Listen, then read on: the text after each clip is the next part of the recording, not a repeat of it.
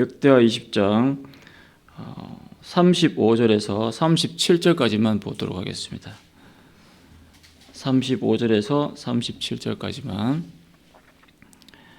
유다 왕 여호사밧이 나중에 이스라엘 왕 아하시야와 교제하였는데 아하시야는 심히 악을 행하는 자였더라. 두 왕이 서로 연합하고 배를 만들어 다시스로 보내고자 하여 에시온 게벨에서 배를 만들었더니 마레사 사람 도다와후의 아들 엘리에셀이 여호사밧을 향하여 예언하여 이르되 왕이 아하시야와 교제함으로 여호와께서 왕이 지은 것들을 파하시리라 하더니 이에 그 배들이 부서져서 다시스로 가지 못하였더라. 아멘. 역대하 20장은 우리 30절까지 모압과 암몬 전쟁에서 승리한 후에 태평성대를 이룬 내용이 기록되어 있습니다. 30절 보시면 여호사밧의 나라가 태평하였으니 이는 그의 하나님이 사방에서 그들에게 평강을 주셨음이더라 그랬어요. 태평성대를 이루는 내용이 나오고 31절부터 37절 또 더 나아가서 21장 1절까지 보시면 여호사밧 왕의 그 행적을 종합 정리를 합니다. 눈에 띄는 그 대목은 우리 33절 보시면 산당만은 철거하지 못했다라고 그렇게 되어 있어요. 산당만은 철거하지 못했는데 그럼에도 불구하고 그럼에도 불구하고 하나님 앞에 그래도 정직하게 행했는 어떤 그런 대목들이 나옵니다. 실패한 부분도 있다라는 얘기죠. 그리고 이 35절부터 이 하나의 사건을 이렇게 기록하고 있는데 이 대목을 굳이 이 얘기를 딱 했던 걸 보면 그래도 그나마 우리들한테 말씀하시고자 하는 바가 있다라는 것을 느끼게 됩니다. 우리 같이 읽었었지만 이스라엘 왕 이 아하시야와 함께 이 유다 왕 여호사밧이 에시온 게벨이라는 곳에서 배를 만들어서 다시스로 보내려고 했어요. 그런데 이 배가 어떻게 됐냐면 파손됐다고 했습니다. 그렇죠? 완전히 부서졌다고 그렇게 기록하고 있습니다. 그 에시온 게벨이라는 지역은 사실 그 이스라엘이 출애굽 여정 때에 이 에시온 게벨에서 진을 쳤던 곳입니다. 그래서 보시면 이렇게 돼 있어요. 이게 시나이 반도가 이렇게 돼 있잖아요, 그죠? 이쪽 양쪽에 이렇게 홍해 바다가 이렇게 둘러싸고 있는데 시나이 반도 우리 그 성도님들 보시기에 여기 오른쪽 편이죠. 오른쪽 편 끝에가 이 에시온 게벨 지역입니다. 그런데 여기가 사실은 그 당시에 에돔 땅이었거든요. 에돔 땅이었는데 다윗 왕 때 이 땅을 처음으로 보내놓고 솔로몬 왕 때 이 에시온 게벨에 조선소와 그 항구를 건설해서 국제 무역항으로 만듭니다. 그래서 이 스바 여왕이 이 배를 타고 내린 곳이 이 에시온 게벨 지역이거든요. 현재는 이 요르단 지역에 속해 있는데 이 35절에서 37절의 말씀은 열왕기상 22장 48절에도 같은 내용이 나옵니다. 열왕기상 22장 48절에도 동일하게 나오는데 조금 다르게 어떤 부분이 열왕기상에서 기록되어 있냐면 여기서는 다시스만 나와 있지만 거기 열왕기상 22장에는 오빌이라는 지역이 나와요. 오빌로 금을 구하러 보내려고 이 배를 정축하고 있었다 이렇게 기록하고 있습니다. 그 당시 오빌은 그 솔로몬 임금 왕 때 많은 금을 가지고 온 지역인데 그 에시온 게벨에서 조금만 배를 타고 이렇게 내려가면 있는 지역이 오벨 지역이에요. 그런데 다시스라는 곳은 스페인 쪽이죠. 그러니까 엄청나게 먼 지역이 바로 이 다시스인데 그래서 요 두 사람이 여호사밧 왕과 이 아하시야가 오빌에서 금을 구해 가지고 와서 다시스로 배를 보내서 무역을 하려고 했던 것 같아요. 그래서 이 배를 지금 만들려고 하는 이 배는 바로 상업선, 어떤 무역선의 어떤 역할을 했을 것으로 여겨집니다. 그래서 다시스로 배를 띄워서 무역을 통해서 솔로몬 왕 때의 그런 부귀 영화를 다시 한번 꿈꿨었는지도 모르죠. 사실 이 두 사람이. 그런데 이 다시스 쪽으로 배를 만들어서 보내려고 했을 정도면 배가 컸을까요? 작았을까요? 엄청나게 컸겠죠.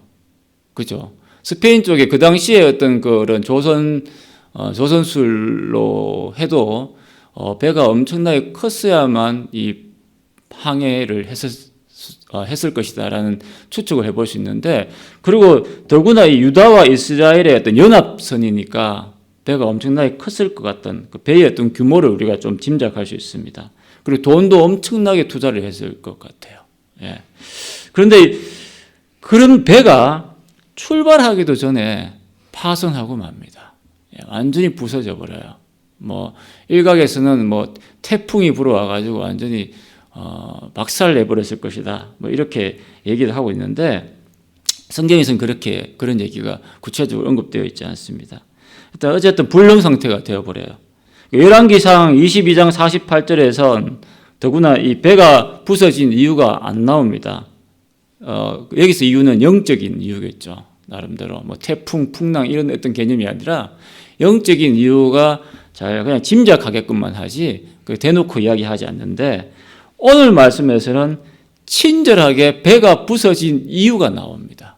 예, 아주 친절하게 배가 부서진 이유가 나와요. 그래서 말씀 보시면 37절 보겠습니다.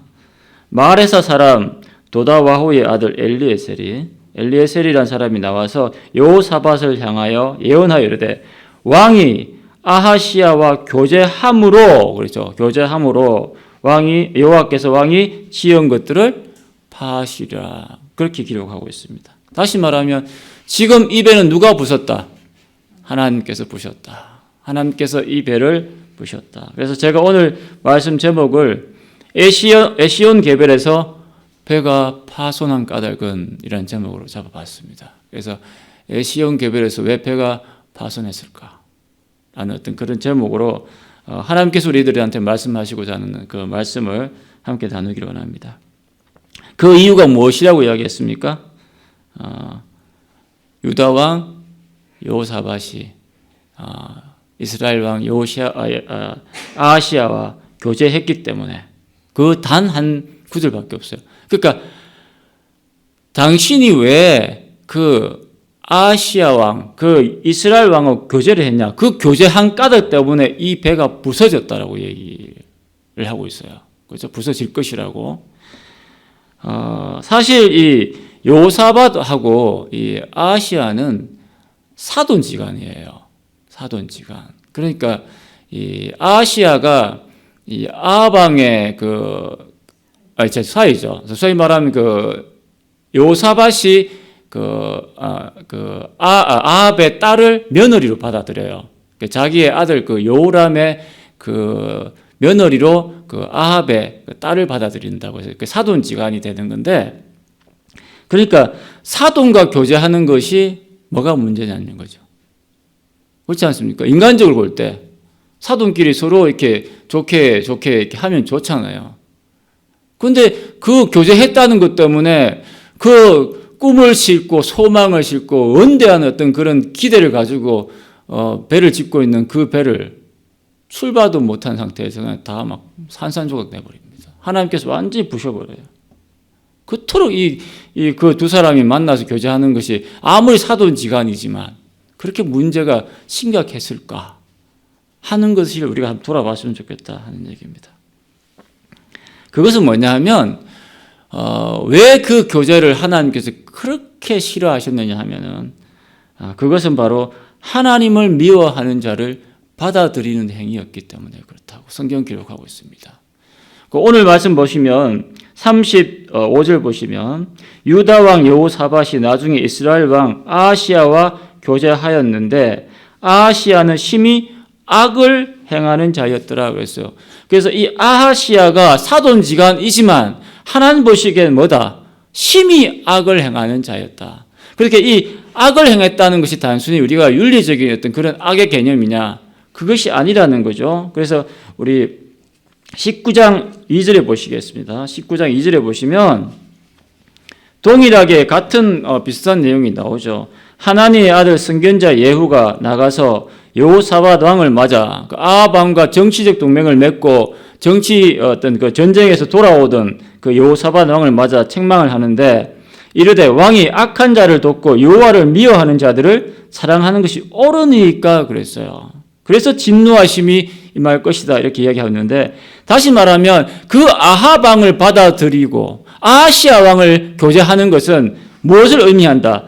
하나님을 미워하는 자를 사랑하는 것과 같다라고 얘기하는 거예요. 예. 그가 사돈지간임에도 불구하고 하나님 보시기에는 하나님을 미워하는 자였다는 거죠. 예. 자신의 딸이 결혼한다고 남자친구를 데리고 왔어요. 예. 남자친구를 데리고 왔는데 장인어른한테 인사를 시키는 거죠. 근데 그 남자친구를 탁 만나는 순간 이 장인들 자신의 그 아버지가 같이 직장 생활한 사람이었던 걸 발견했어요. 근데 이 사람이 자기 자신을 직장 생활하면서 얼마나 괴롭히고 막 쌍욕을 하고 예? 사람 무시하고 막 그랬던 젊은이라는 거죠. 요즘은 뭐 젊은 사람들이 과장도 되고 막 그러니까 이 아버지가 그런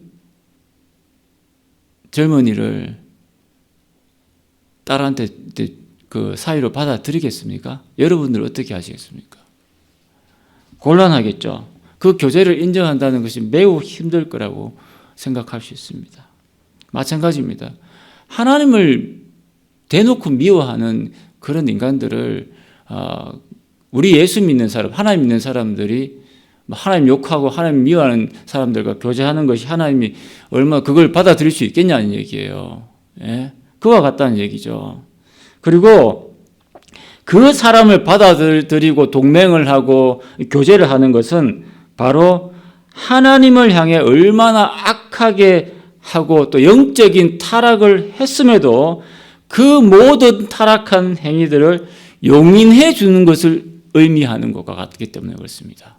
내가 그렇게 악한 사람을 받아들이는 것은 그 악한 행위를 뭐예요? 용인해 주는 의미와 같은 거예요. 괜찮다. 뭐 그렇게 할 수도 있지. 이런 개념으로 받아들일 수 있다는 얘기입니다. 엘리야가 갈멜산에서 바알 선지자 450명, 아세라 선지자 400명, 무려 850대 1로 맞짱을 떴습니다. 하늘에서 누가 불을 내릴 수 있느냐? 예? 분위기가 이래요. 그 당시에 이스라엘, 북이스라엘의 어떤 분위기가 하나님을 섬기고 하나님을 부르짖기보다도 바알 선지자가 바글바글했고 아세라 선지자가 바글바글했던 거예요. 바알과 아세라를 섬기는 게 막 모든 백성들한테 막 너무나 자연스럽게 하나님을 찾지 않는 그러한 영적 분위기였다는 얘기입니다. 오죽했으면 3년 6개월 동안 비가 안 내렸을 정도로 하나님께서 진노하셨겠습니까? 예? 더구나 아합 왕은 어떤 인간이었냐면 하나님의 사람들을 핍박하고 감옥에 가두었던 사람이에요. 예, 죽이겠다고 막 협박까지 하고. 예?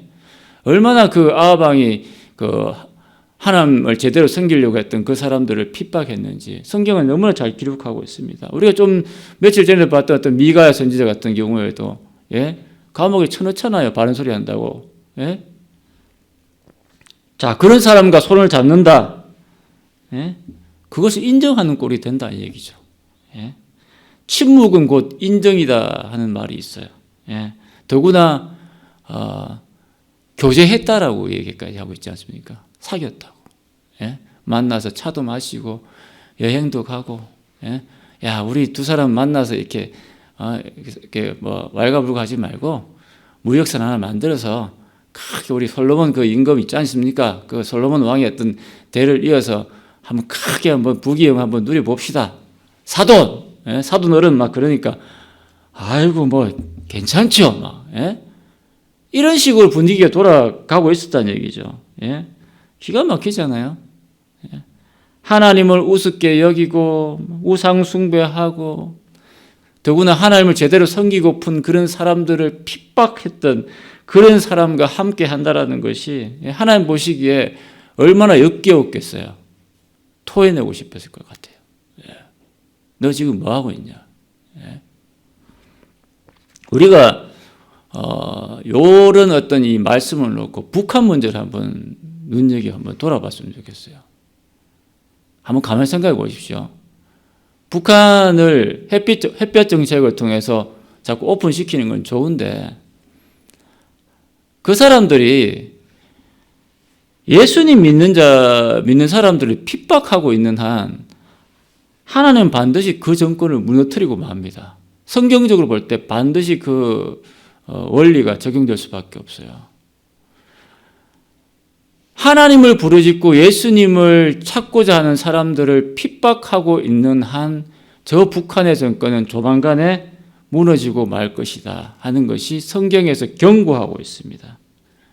제가 볼 때는 예수님 오시기 전에 아마 북한부터 아마 하나님께서 작사를 낼 것 같아요. 너희들이 나의 백성들을 괴롭히고 힘들게 하고 핍박하고 있어. 하나님은 그거 보세요. 다른 거 안 보세요.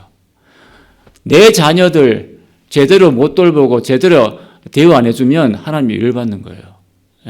이놈들 봐라. 그거 뭐냐면 하나님을 하나님으로 부르고 있지 않는 어떤 그런 의미이기 때문에.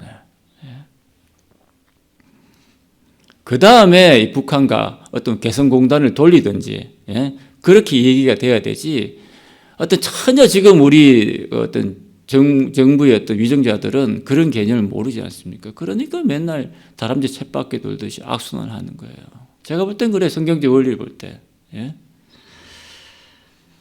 실제 이 아합 왕과 어떤 뭐 아시아 왕과 손잡고 어떤 그런 동맹하고 어떤 교제한 그 결과 그 후폭풍이 어떤지 아십니까?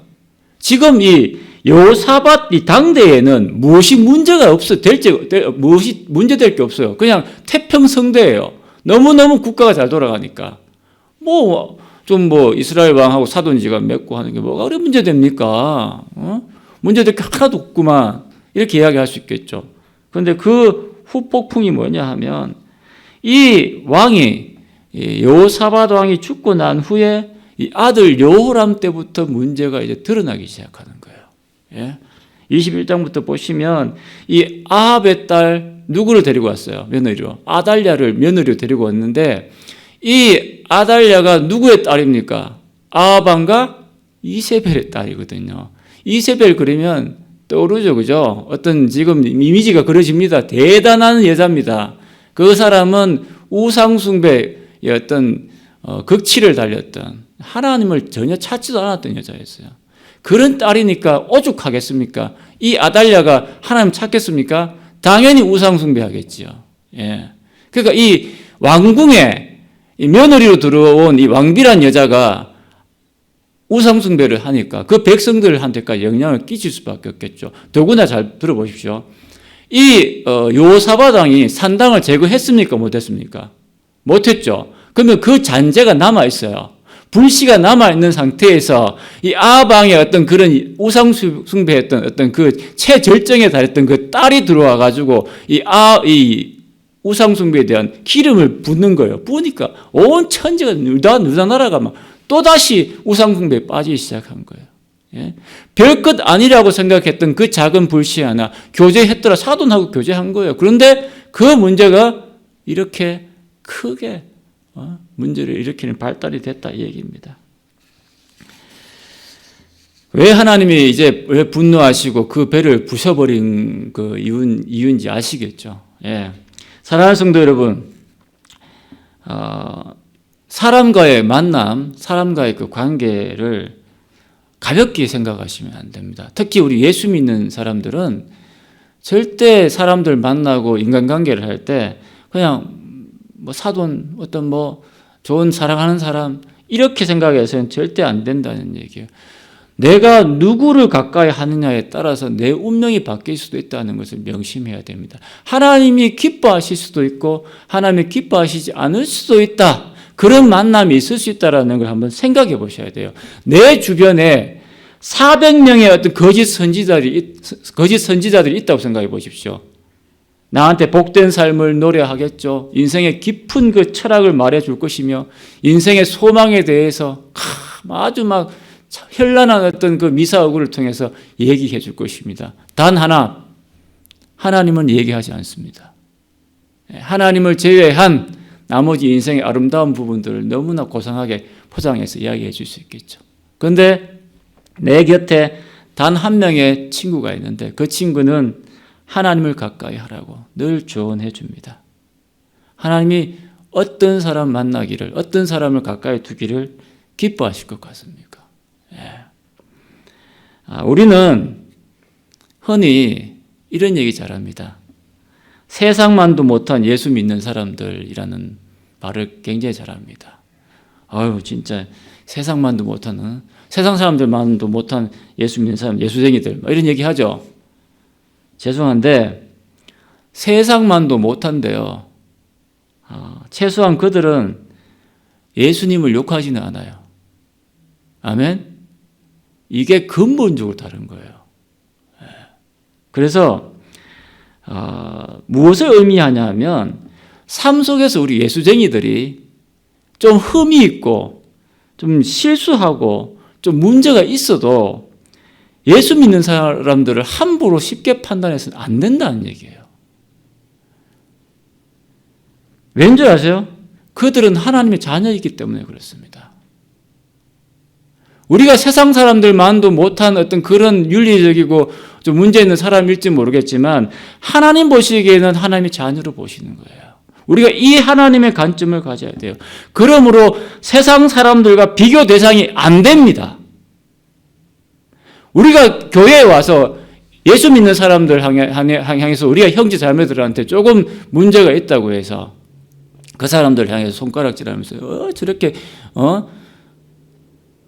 세상만도 못한 예수쟁이들 말이지. 이러니까 교회가 요거도 묵지. 물론 틀린 말은 아니에요. 하지만 하나님은 그렇게 손가락질 안 해요. 우리들한테.